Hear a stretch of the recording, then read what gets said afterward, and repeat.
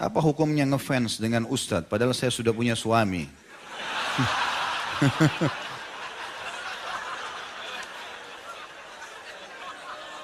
Ini perlu dirincikan, ngefans apa dulu?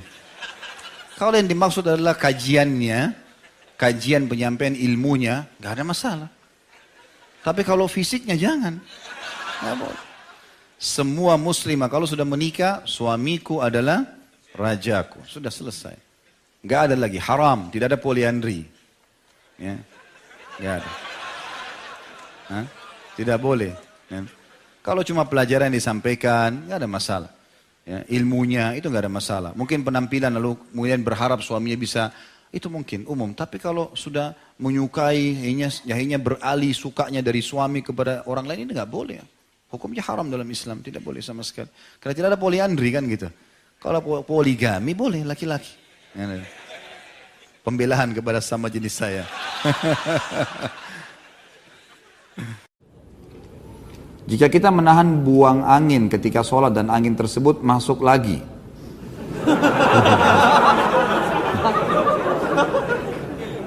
Apakah sholat kita batal? Gitu.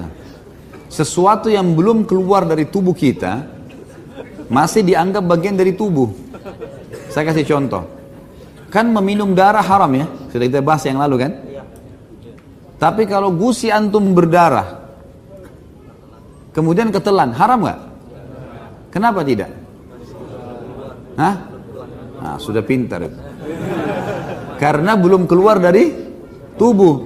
Jadi kalau masih dalam mulut, ini masih dianggap bagian dari tubuh kita. Sama dengan angin tadi. Belum keluar, antum merasa kayak masuk kembali. Nah itu berarti memang belum keluar. Berarti bagian dari tubuh. Gitu kan? Hanya saja teman-teman sekalian ada larangan untuk sholat kalau kebelet, kencing atau buang air besar. Masuk dalamnya adalah buang angin. Kalau antum merasa nggak enak mau buang air itu jangan sampai sholat, nggak boleh, ada larangan. Nabi SAW melarang seseorang muslim untuk sholat dengan menahan dua keburukan. Maksudnya buang air besar dan buang air kecil. Allahu a'lam. Terkait olahraga dan keluarga, saya senang bersepak bola, namun istri saya selalu ngambek dan kesal tiap kali saya bermain bola, padahal hanya 1 kali seminggu. Dan kalau istri saya ngambek, dia selalu minta dipulangkan ke orang tuanya.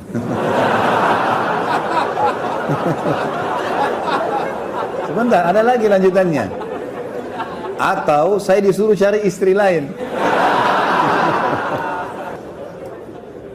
Bagaimana hukumnya tentang hal itu Ustaz? Mohon nasihatnya karena kebetulan istri saya juga hadir.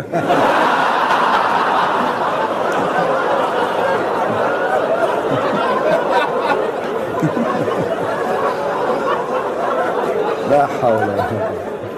Tapi kalau yang kedua mungkin senang suaminya. Suruh cari istri lain gitu. Kira-kira kalau tiba-tiba suaminya nikah lagi gimana nih? Akhirnya dia bilang, coba dari dulu saya suruh main bola saja. Bagi supir bus antar kota saat puasa dan sholat, apakah mendapat keringanan hukum seperti musafir? Doakan supaya saya dimudahkan jodohnya. Kalau tanya tentang supir saja. Harus selip jodoh ini. Kasihan betul bujang-bujang. Baiklah, mudah-mudahan menikah cepat. Aminnya Masya Allah. Kalau seseorang itu sudah rutin menjadi sebuah kebiasaannya, dia bukan musafir lagi sebenarnya. Hari ini berangkat, besok berangkat, bolak-balik, itu sudah bukan musafir dia. Karena jalur rutinnya dianggap sudah tidak safar lagi. Sama dengan dia mukim di antara dua perjalanan itu, ya.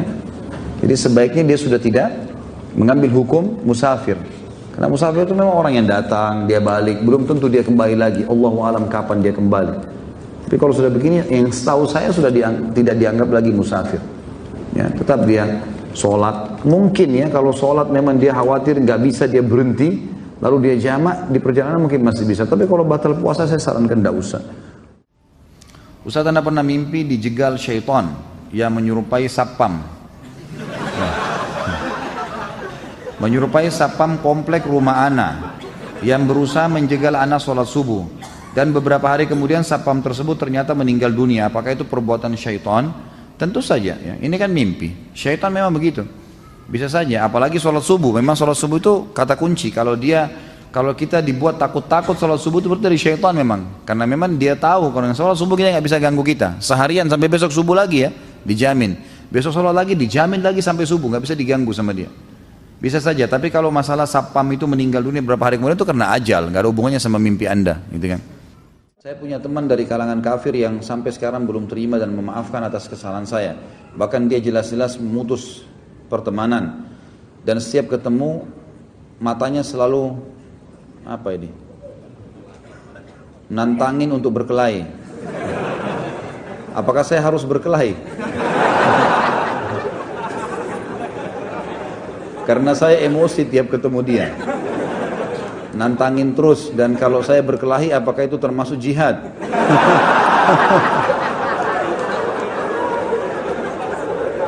Apabila saya terbunuh apakah saya mati syahid?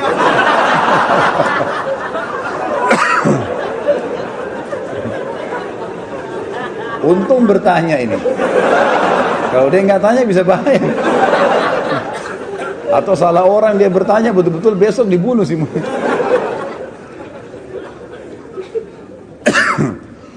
Baik teman-teman sekalian, saya tadi sudah bilang kalau orang kafir pun tidak boleh kita berbuat salah, dan kita harus fair. Kalau kita benar, ya sudah kita maafkan.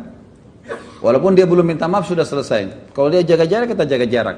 Tapi kalau seandainya dia yang benar, kita minta maaf. Seperti sini dikatakan saya punya kesalahan dan saya sudah minta maaf, ya sudah kita minta maaf. Masalah dia belum maafkan, memang dalam Islam saya bilang tadi ulama mengatakan kita harus cari ridhonya.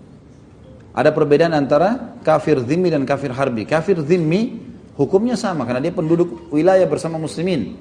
Harus kita kembalikan haknya. Misal, tidak cukup teman-teman karena kita muslim, kemudian kita pernah mengambil hak orang lain lalu kita bilang maafin saya tapi kita tidak kembalikan. Misal kita ambil motornya, mobilnya tidak kita kembalikan lalu dia marah. Lalu kita anggap ini adalah tantangan, kalau dia marah, wajar orang marah, mobilnya diambil. Atau apalah diambil gitu kan. Maka ini kita harus cari tahu. Kalau misal betul-betul tidak ada urusan sama sekali, jadi cuma sekedar mungkin dia taruh teh di mejanya kita kesentuh tumpah, lalu kemudian kita minta maaf, ternyata dia tantangin berantem misalnya. Nah ini kesalahan dia, nggak boleh nih, laporin. Nggak usah berkelahi dulu ya. Tapi di sini kita laporin kepada atasan, laporin kepada semua, jaga jarak dengan dia. Tapi kalau misal dia mulai mukul duluan ya itu lain. Kita membela kehormatan, beda ini hukumnya. Ya. Tapi bukan berarti setiap saat kita bisa memukul orang, tidak teman-teman sekalian. Karena Nabi SAW berulang kali berusaha orang-orang Yahudi mempermainkan beliau, tapi beliau balas dengan ketenangan. Seperti contoh misalnya, yang pernah kita sudah tahu hadis sahih, ada beberapa Yahudi lewat lalu berkata, Assalamualaikum, Assam kematian buat kalian. Nabi SAW mengatakan, Wa'alaikum, dan untuk kalian juga. Gitu kan. Begitu saja balasannya Nabi. Aisyah marah-marah. Kematian buat kalian, laknat buat kalian. Kata Nabi SAW, hai Aisyah, tenang. Gitu. Tenang. Ya Rasulullah, tidak anda dengar apa yang mereka bilang? Tidakkah kau dengar apa yang saya jawab? Doa kita kepada Allah untuk mereka diterima, doa mereka kepada Allah untuk kita tidak diterima. Gak usah ribut-ribut. Kan gitu. Karena seorang muslim bisa mengatakan, ya Allah matikan si kafir tuh misalnya. Bisa sampai itu. Kalau orang itu zalim, kafir, harbi, bisa. Nabi SAW berapa kali kan mendoakan kehancuran kaum yang membunuh para penghafal Al-Quran gitu kan. Sampai sebulan beliau kunut nazilah. Itu bisa saja terjadi. Jadi tidak selamanya harus di sini masalah. Apalagi teman kantor, pukul-pukulan, ada peraturan pemerintah. Nanti akhirnya kita jadi terjerumus ya ke penjara, segala macam, merusak masa depan kita. Nggak perlu semua dihadapi dengan cara seperti itu. Sudah selesai. Tidak mau berteman, tidak usah. Jadi nggak usah terlalu ngoyo kita berteman pada orang, apalagi orang non-muslim. Setelah berhubungan suami istri, apakah boleh sholat wajib hanya dengan wudhu tanpa junub, tanpa mandi? Nggak boleh lah. Ini iseng aja bertanya. Wajib mandi junub ya akhi. Atau mungkin yang nanya masih bujang kali ini. Belum punya pengalaman ya. Belajar dari Pak Yoyo ya. Saya sebagai pelaut sering berlayar, berminggu, bahkan pernah berbulan-bulan. Masturbasi atau onani dan melamun lagi hubungan suami istri Apa ini? Sambil menatap foto istri. Apakah ini bid'ah?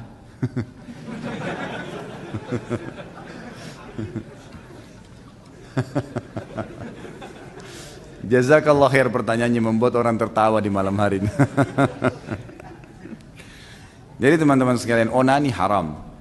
Nggak boleh dalam Islam. Sama memuaskan diri dengan cara pribadi begitu nggak boleh dalam Islam. Caranya bagaimana supaya tidak terjadi? Jauhkan semua fasilitas yang bisa mengundang syahwat. Nggak boleh, gitu kan? Tapi kalau terjadi seseorang telepon istrinya dari jarak jauh, lalu kangen-kangenan, rindu, kemudian dia mungkin ya istrinya mengucapkan kata-kata sampai dia klimaks, nggak apa-apa itu halal, nggak masalah. Tapi jangan lakukan hal-hal yang tidak benar, teleponnya diciumin lah, apalah. Itu bukan istrinya, itu telepon, apa mau dicium gitu. Jadi jangan aneh-aneh, tinggalkan fasilitas-fasilitas ini, gitu kan? Caranya tinggalkan hal-hal yang berbau. Kalau memang istri lagi telepon, ya ucapin sayang, mungkin rindu iya, tapi jangan ke hal-hal yang tidak baik. Insya Allah kalau antum sibukkan diri dengan ibadah, maka aman gitu. Onani ini dibolehkan kalau istri yang melakukan pada suami, karena masuk dalam firman Allah Subhanahu wa taala yang berbunyi a'udzubillahi minasyaitonir rajim, nisa'ukum harthun lakum fa'tu harthakum anna syi'tum wa qaddimu li anfusikum. Artinya, perempuan itu istri kalian adalah ladang buat kalian, maka datangi ladang kalian semau kalian, boleh. Selama bukan dubur, tidak digauli di duburnya, tidak digauli haid dan nifas, boleh, gitu kan? Dan dahulukan diri kalian. Jadi ini ulama rincikan sebab turunnya ayat ini adalah masyarakat Mekah terbiasa menggauli istri dengan menunggingkan istrinya. Waktu sahabat-sahabat hijrah ke Madinah dari Mekah, muhajirin, wanita Madinah terbiasa digauli dengan suaminya sementara mereka tidur dan suaminya dari atas. Maka si laki-laki ini, muhajir ini nikah sama wanita Ansar. Waktu wanita Ansar mau digaulin dengan cara orang Mekah, gak mau, nolak. Laporlah kepada Nabi SAW, ya Rasulullah begini kejadiannya. Maka turun firman Allah tadi. Wanita adalah ladang kalian, gaulilah seperti yang kalian inginkan dan dahulukan diri kalian. Jadi ibu-ibu tentunya harus bisa memahami juga ayat ini. Kalau suaminya pengen gaya tertentu itu gak apa-apa. Asal jangan hal-hal yang haram, seperti dubur gak boleh. Gitu kan? Tidak boleh, dan boleh mendahulukan diri sendiri dalam arti kata boleh membahasakan kepada pasangan saya mau begini, saya mau begitu, nggak ada masalah. Yang diharamkan saja yang ditinggalkan, yang tidak, yang boleh maka boleh dilakukan, gitu kan? Jadi saya sarankan Allahu alam dijauhi ini, dan saya sarankan juga teman-teman sekalian selama memang masih ada peluang kerja dekat dengan keluarga, kerja di situ, udahlah. Kerja jauh di sana gajinya $1.000, kerja di sini $400, di sini aja nggak apa-apa. Aman, gitu kan? Daripada jauh sana menderita, akhirnya foto dicium-cium kan jadi masalah. Jadi lebih baik jangan. Allahu a'lam. Haruskah kita menundukkan pandangan apabila menonton TV atau membaca majalah? Kalau anak naik motor, anak menundukkan pandangan, anak takut nabrak Ustaz.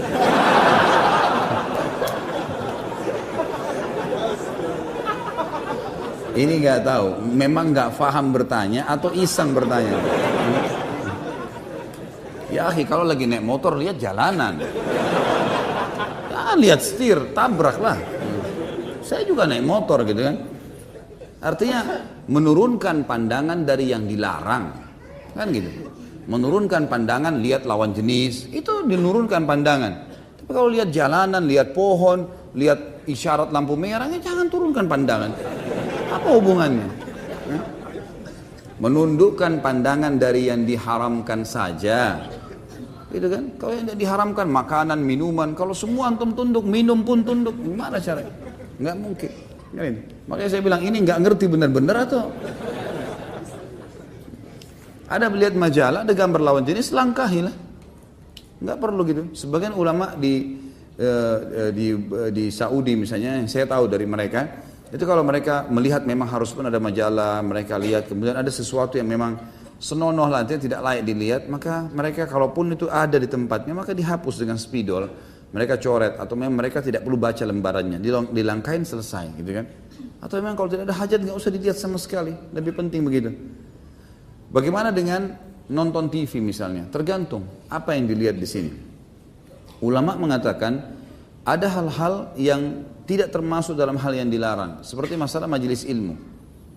Karena orang kalau ceramah dilihat, orang mau tahu orangnya, maksudnya dia ngomong apa, orang tahu.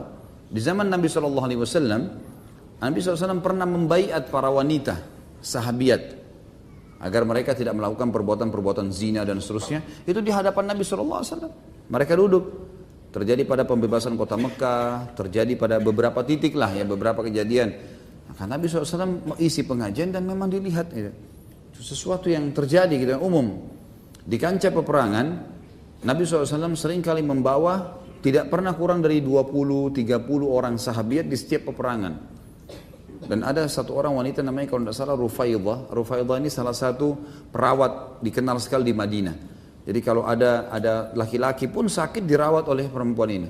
Jadi mereka mengobati luka-luka para mujahidin. Nah ini keadaan-keadaan diistithnakan namanya, dikecualikan. Karena memang Nabi SAW membolehkan itu. Dalam majelis ilmu atau dalam pengobatan itu lain. Sekarang ada perempuan mau melahirkan, tidak ada dokter kecuali laki-laki. Maka laki-laki itu harus membantu dia melahirkan. Dia harus lihat auratnya. Itu darurat, pengobatan. Beda hukumnya, gitu kan? Beda, ini beda. Kalau ada perempuan, alhamdulillah lebih baik. Tapi kalau nggak ada, gimana caranya? Ini sudah fatwa umumnya ulama, gitu kan?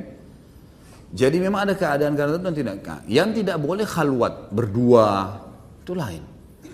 Sekarang ada ustadz duduk berdua sama satu orang jamaahnya perempuan. Konsultasi nggak boleh. Kalau bukan tempat umum boleh. Kalau berdua nggak boleh. Kalau umum misalnya terus ada orang bertanya begini, itu lain. Hukumnya masih umum. Tapi kalau khalwat berdua haram nggak boleh. Jelas. Gitu. Jadi ini ada pengecualian seperti itu. Ya, sama halnya kalau di TV orang lagi ceramah kita tonton, yaitu nonton ceramah, gitu kan? Itu adalah insya Allah baik dan juga dijaga. Kalau kita merasa memang melihat itu adalah bisa merusak hati kita, jangan dilihat. Gitu. Dengar cukup dengar, gitu kan? Itu sudah cukup. Bagaimana bunuh diri karena cinta? Apakah arwahnya akan gentayangan tergantung di antara langit dan bumi karena belum ajalnya jadi langit tidak mau menerima bumi pun enggan? Apakah orang yang bunuh diri di dunia maka takdirnya yang ditulis di Lauhul Mahfuz dia akan bunuh diri? Ini bunuh diri itu tidak boleh, haram dalam agama. Dan ada babnya sendiri, nanti kita bahas, jangan terburu-buru. Apapun alasannya nggak boleh bunuh diri. Tidak ada, kalau bunuh diri, kalau tadi membunuh masih ada celah-celahnya. Tapi kalau bunuh diri nggak boleh, sama sekali mutlak nggak boleh. Itu dosa besar. Alasannya apapun, apalagi kalau kena cinta. Apa cinta, mau bunuh diri gara-gara cinta? Saya gila kalau tidak nikah sama orang itu, akhirnya bunuh diri. Kenapa? Gila bener nanti. Memang cuma dia laki-laki, memang cuma dia perempuan, banyak, gitu kan? Banyak. Dan bukan cuma 1-2 suku, ada ratusan suku di muka bumi ini. Ardunya buminya Allah luas. Kenapa harus bunuh diri gara-gara cinta? Ini karena tidak ada punya iman ini. Imannya nggak ada. Ada memang hadis yang berbunyi, ruh seorang mukmin akan bergantung antara langit dan bumi kalau utangnya masih belum dilunasi. Itu memang benar. Tapi itu kalau utang, bukan masalah dia bunuh diri. Kalau bunuh diri ya sudah tetap disiksa oleh Allah Subhanahu wa taala di kuburan karena dia melakukan dosa besar, gitu kan?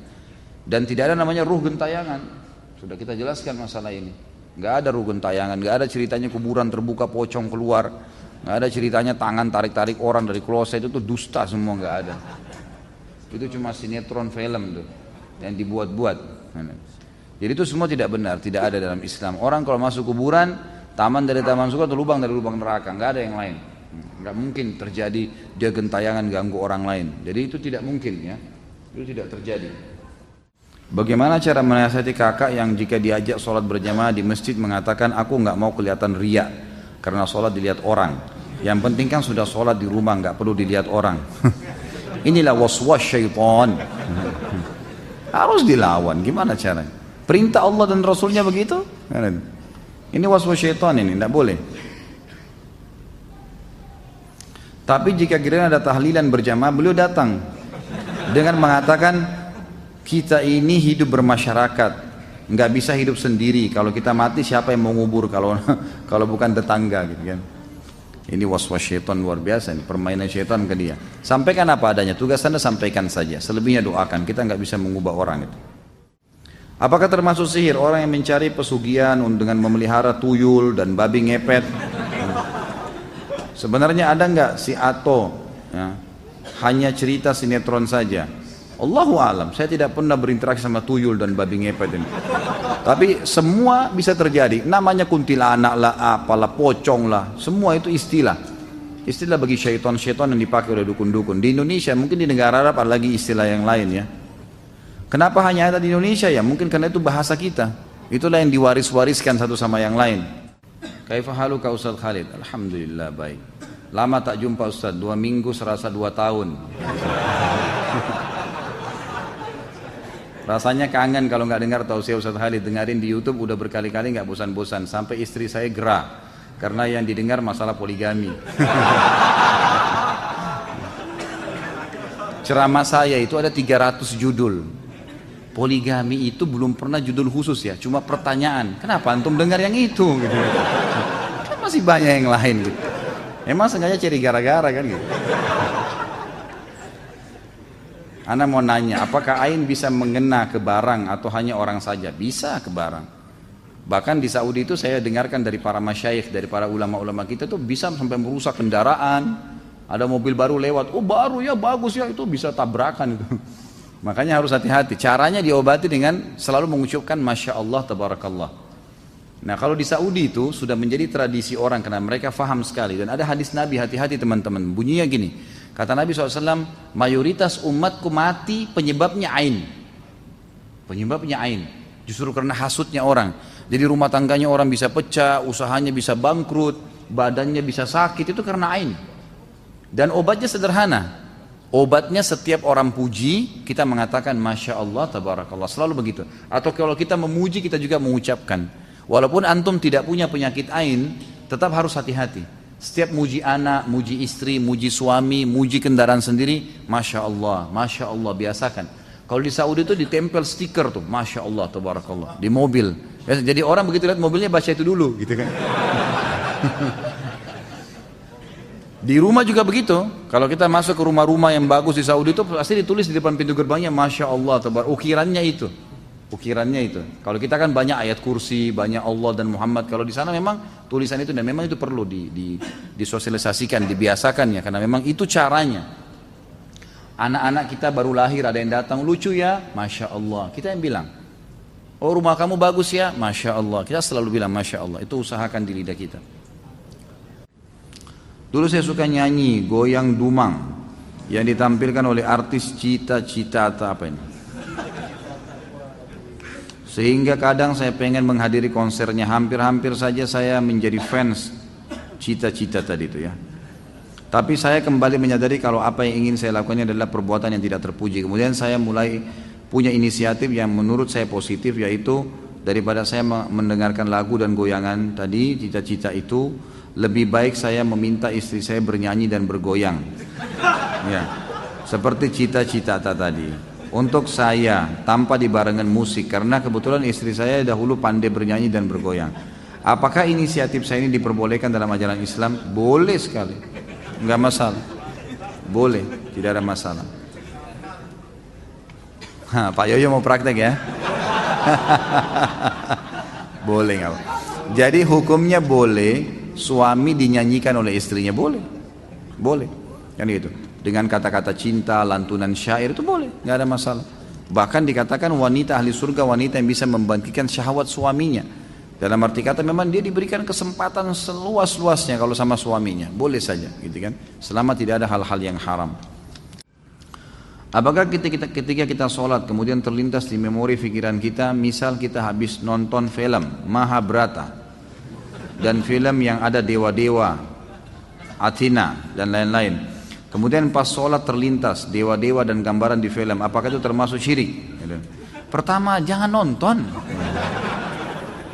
Tadi saya bicara tuh jangan, saya bilang anak kecil aja tidak boleh nonton, apalagi orang sudah besar. Ngapain mau ditipu dengan cerita kosong? Itu bohong, dusta. Dusta semua itu, jangan dinonton. Akhirnya kan lihat efeknya apa yang syaitan lakukan, dimunculkan dewa-dewa itu. Jadi nggak ingat Allah SWT. Itu bukan syirik tapi dosa. Tak, kalau syirik, kalau anda bilang oh ini Tuhan saya, pas muncul gambarnya dia, anda bilang ini Tuhan saya, nah itu baru syirik, itu nggak boleh, gitu kan?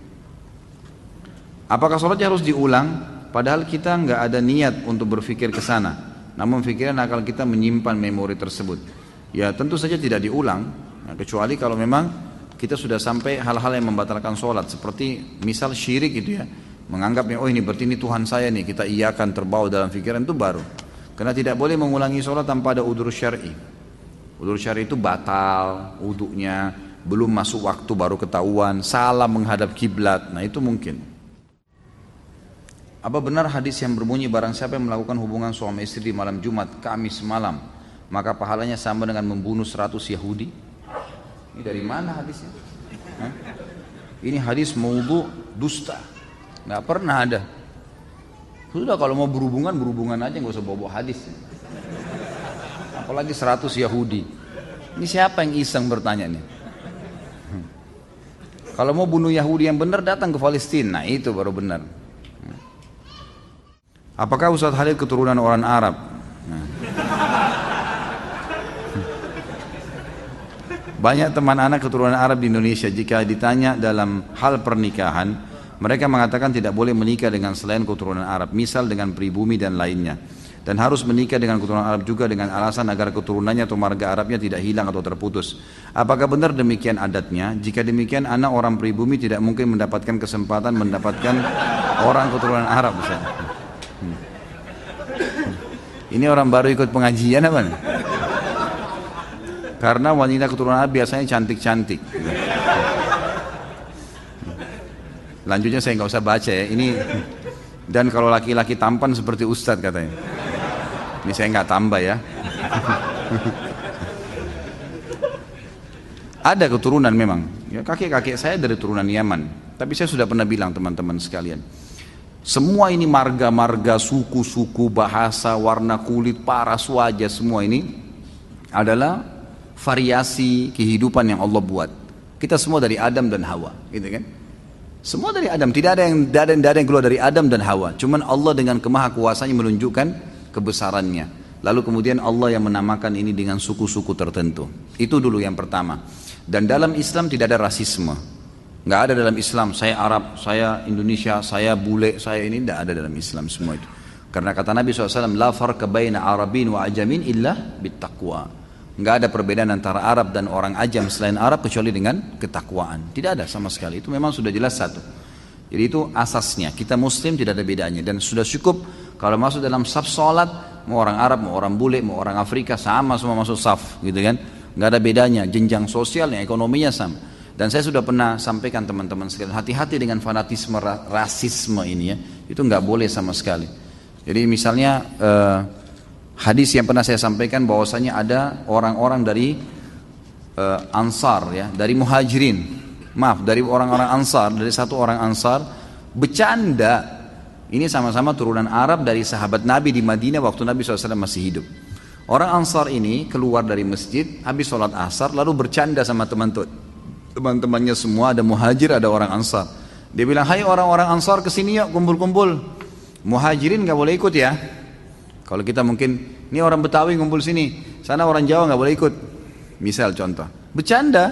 Nah orang-orang Muhajir ini juga dengar teman-temannya orang Ansar bercanda, dia juga bercanda. Ayo Muhajir kesini yuk, Ansar nggak boleh ikut-ikut ya, gitu. Sambil ketawa-ketawa mereka gitu. Subhanallah, dengan hikmah Allah Nabi SAW pas keluar dengar itu. Dikatakan dalam hadis Bukhari, raut wajah beliau berubah. Lalu beliau mengatakan, da'ha fa innaha mumtinah. Segera berhentikan ini karena ini penghancuran, gitu kan?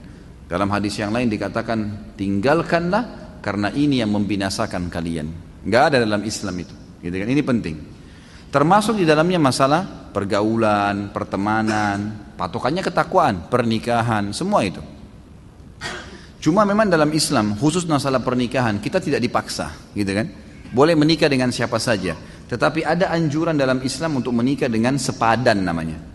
Sepadan itu sekufu. Kufu itu bisa masuk juga maknanya sama makanannya, sama bahasanya, ya gitu. Sama poster tubuhnya, ya, mendekati warna kulitnya. Itu semuanya itu namanya kufu. Kata Nabi SAW begini, wa ankihul akfa'a minkum. Menikahlah dan terimalah lamaran orang yang sepadan dengan kalian. Sepadan ini maknanya luas ya, maknanya luas. Saya pernah berikan contoh waktu saya ceramah di Makassar. Ada kurang lebih pertanyaan Bagaimana kalau kami orang Bugis atau orang Makassar ini menikah dengan orang Jawa, Ustaz? Sama-sama Muslim, sama-sama Indonesia, tapi tradisi kami berbeda, gitu kan? Tradisi teman-teman di Jawa lain, teman-teman di Sulawesi lain. Ini dalam Islam dibolehin enggak nih? Kalau kami nggak mau nikah sama orang Jawa, saya jawab, itu boleh dalam Islam. Kalau kita khawatir ada perselisihan yang akan terjadi, karena beda tradisi, walaupun kita disatukan di bawah naungan Islam. Tapi boleh kalau mau nikah. Boleh tidak menikah, boleh menikah. Itu hak mereka memilih. Masalah dia nanti menikah, boleh. Tapi ingat, menikah dengan orang yang berbeda tidak sekufu dengan kita. Misal, orang Indonesia nikah sama orang bule. Ini hidup di alam mana, makanannya lain, cuaca biasa negaranya berbeda, kemudian kita juga terbiasa dengan makanan, terbiasa dengan pakaian dan seterusnya, lalu menikah. Bolehkah sama-sama Muslim? Boleh. Tapi ingat, kita harus butuh ekstra, ada ekstra adaptasi, ya? Harus adaptasi dengan makanannya, dengan kebiasaan keluarganya, hal-hal yang mubah dalam Islam, maka itu harus ada adaptasi. Kalau bisa silahkan, gitu kan? Kalau tidak, maka lebih aman orang yang sepadan. Tapi boleh, bukan tidak boleh. Kita lihat Nabi SAW waktu di zaman beliau itu ekspansi Islam sudah ada ya, tapi rata-rata istri beliau dari orang-orang Arab di Madinah dan di Mekah, gitu kan? Ada Maria Kipti dari Mesir, tapi satu orang itu. Artinya boleh, bukan tidak boleh. Tetapi berarti kita harus punya ekstra. Ini kalau memang berbeda sama sekali ya. Lain kalau kayak misalnya dibahasakan tadi sama akh yang bertanya. Ada turunan Arab kayak saya dan teman-teman yang lain, sudah tinggal di Indonesia. Sudah sebahasa, sudah sama-sama sama cuacanya, sama keadaannya, maka tidak ada masalah. Dan orang-orang yang fanatisme seperti ini sebenarnya tidak benar, gitu kan? Mengatakan kami turun Arab tidak boleh nikah kecuali dengan orang Arab, itu pemahaman agama nggak benar. Bilal radhiyallahu anhu dinikahkan oleh Nabi SAW dengan Zainab, gitu kan? Salah satu wanita yang terkenal dari orang Mekah, tuan istrinya Bilal itu. Dulu bisa membeli Bilal di zaman jahiliyah. Zaid bin Harithah dinikahkan juga dengan Zainab, yang lain juga ada wanita namanya Zainab. Dua-dua wanita terkenal, orang-orang dari Muhajirin yang terkenal di Mekah. Jadi kayak istri wanita pejabat, tapi dinikahkan oleh Nabi SAW. Karena dianggap mereka akhirnya sudah kufu masuk ke Islam, sudah sama-sama tinggal di Madinah, sudah saling mengerti, nggak ada masalah. Jadi fanatisme sepertinya tidak benar, gitu kan? Tapi jangan juga kita menggunakan bahasa-bahasa yang tidak santun. Misal begini, mentang-mentang saya bukan orang Arab kamu nggak mau, itu nggak boleh ya. Mentang-mentang saya bukan orang Jawa kamu nggak mau. Jadi kita seperti menjatuhkan dia seakan-akan harus kamu terima. Belum tentu kan gitu. Karena bisa saja kita juga nanti tidak sekufu. Nantinya gini, ada orang, saya kasih contoh yang lain. Ada orang sekolahnya terlalu tinggi, si laki-laki atau si perempuan, menikah dengan orang yang tidak berpendidikan misalnya. Dan ini nanti mungkin bisa masuk tapi harus ekstra adaptasi. Karena retorika bahasa berbeda, ini berbeda memang nggak bisa gitu kan. Maka akan sulit. Ada bisa tapi adaptasi ekstra. Beda dengan orang kalau sudah satu bahasa dari satu kampung sama makanannya. Kita sebutin makanan apa dia sudah paham. Ya, udah langsung tahu kan berbeda. Ini sudah lebih paham. Ini kan lebih enak masuknya tapi tetap boleh, bukan tidak boleh. Dan saya bilang teman-teman saudara turunan Arab atau turunan yang lain, seperti ini fanatisme nggak boleh dalam Islam, tidak boleh. Tapi kalau ada orang yang melamar, dia lihat takut anaknya nggak sekufu, dia punya hak untuk itu. Misal orang ini memang terlalu jauh, tidak mengerti sama sekali keadaan keluarga itu, boleh. Dari manapun dia punya hak untuk itu. Ini mesti difahamin. Allahu a'lam.